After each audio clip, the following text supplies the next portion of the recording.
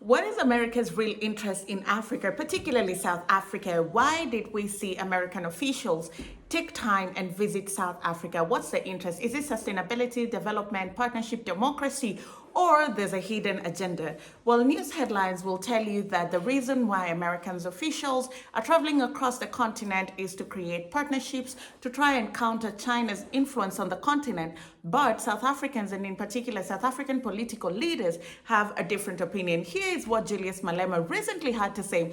America can never be welcomed here in South Africa, in the African continent, because we know when they come here, they are coming to check what more can we steal and finish off this continent. Hello guys, how you doing? Welcome again to another session of our chat. My name is Indira Ganga. I am a business journalist by profession and a digital content creator. And I'm always coming here to talk about matters Africa, Black people, and how we can rise up to the occasion and take our place and seat at the global table. Today we have a very interesting conversation to unpack. So I bumped into a very interesting speech by South African political leader Julius Malema, and it was inspired, or it came against the backdrop of the visit of U.S. Treasury Secretary to South Africa in January. Now, as I had mentioned earlier, during this visit, news headlines made it look like and made it sound like this was one of the most amazing things that could have happened to South Africa.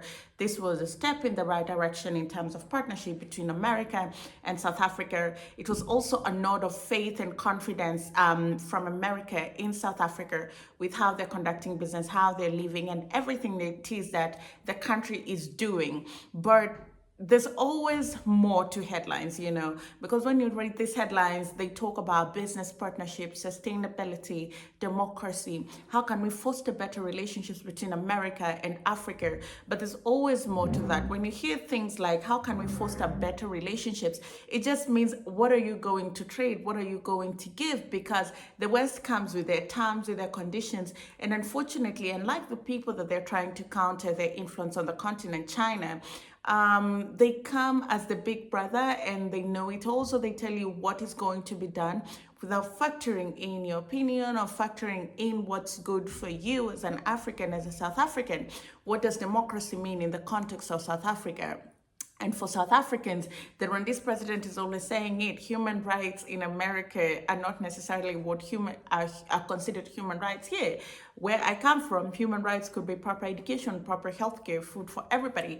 Where you come from, probably human rights is like LGBTQ and trans rights, and you're far more developed. So your challenges are not necessarily similar to my challenges, but unfortunately, that's not necessarily how it works with the West. What they want, how they want it, when they want it is how it happens. And unfortunately, if you listen to Julius Malema, then you quickly realize that that visit, if what Julius is saying is true, had so much more to do with South Africa and its resources rather than fostering development and partnership between the West and South Africa. Listening. We can't say the same about this one of Treasury of the USA, who was coming to steal our minerals and our wild life. I don't know what she was doing in those game farms and all of that, and the Reserve Bank, and she came here to monitor their puppet if he's following the instructions of surrendering the sovereignty of South Africa. So America can never be welcomed here in South Africa, in the African continent, because we know when they come here, they are coming to check what more can we steal and finish off this continent. So she was even going to Mpumalanga to go and run some symposiums or something on just transition and how renewables work. You can see that she was preparing to indoctrinate our people to abandon coal so that they can enjoy to build their own economies with our coal while we are swimming in darkness. We are not going to allow that. This can sound like a conspiracy theory, but it's an open secret that any country that has resources, particularly has a wealth in resources, the West is always interested in them, and not interested in a good way, interested in a way that asks questions like, how can we take advantage? How can we exploit? How can we get better deals that serve our purpose? Most recently, Kamala Harris was in Ghana, and I had a conversation with somebody, and that conversation was very enlightening. And he said, these people do not necessarily visit these countries out of the goodwill of their heart. Most of the time, multinationals that do business in these countries do bidding, and then they go to the White House and they present and they say, could you please come to Ghana? Could you please go and talk to the president on our behalf? Could you? So it looks good for these multinationals, and it improves the business environment for them. But you have to remember that many of the multinationals that are doing business in Africa is at the detriment of Africa. The guys mining our gold, mining our oil, cocoa. It's just the terms of doing business on the continent are not favorable for Africa, but they'll use their leaders to come and drum up support for them. And those are the things that go on behind closed doors. And behind closed doors, also very difficult conversations are always had that are not sometimes to the benefit of Africans. For example, Julius Malema mentioned something to do with coal. South Africa currently has an energy crisis problem. They have something called load shedding, and they experience load shedding of between 7 to 10 to 12 hours. So that's 12 hours of no electricity, 10 hours of no electricity. And sometimes it is every day because the country is struggling with energy. The country has been using coal plants, and it's in the process of putting nuclear plants in place. And unfortunately, it's happening during a time where there's a lot of conversation about global warming and climate change. And while this conversation is much needed and it's very relevant, it's very hypocritical. Africa as a continent is the least emitter, yet you'll come and tell South Africa to shut down its coal mines because of global pollution.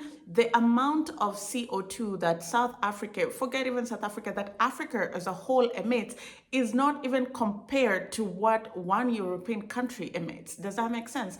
And so we're seeing conversations of South Africa being pressured into, when are you going to transition from coal? Coal is not clean energy. But then again, there's something called just transition. You just can't wake up and switch from coal and go to the next thing. The transition has to be just. In Mpumalanga, there are people who are employed in those coal mines. What's going to happen to them?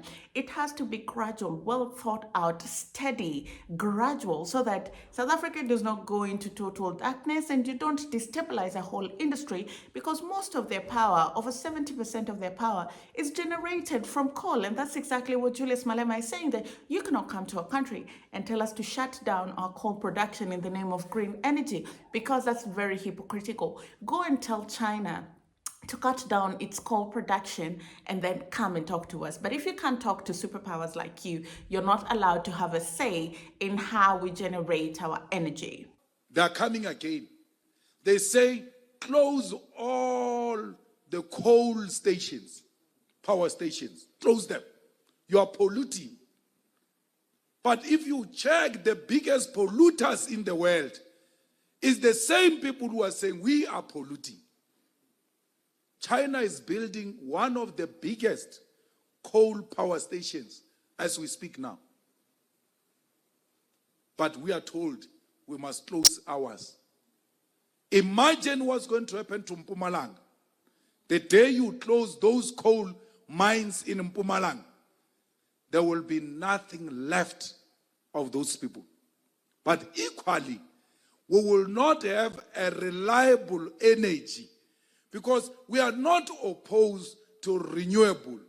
We are not opposed to independent power producers. But we cannot rely on the weather alone. That today there is no sun, therefore there is no electricity.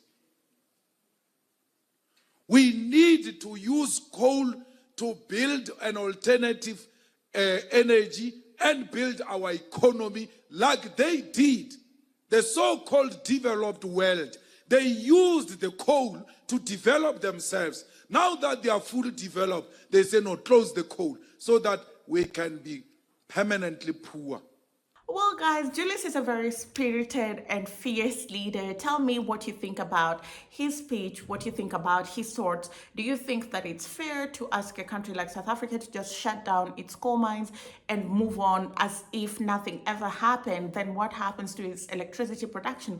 Are you skeptical as Julius when it comes to visits by the West on the continent? Or are you one of those people who believes that it's a good thing that the continent is beginning to open up and Western leaders are beginning to come to the continent and warm up to the continent?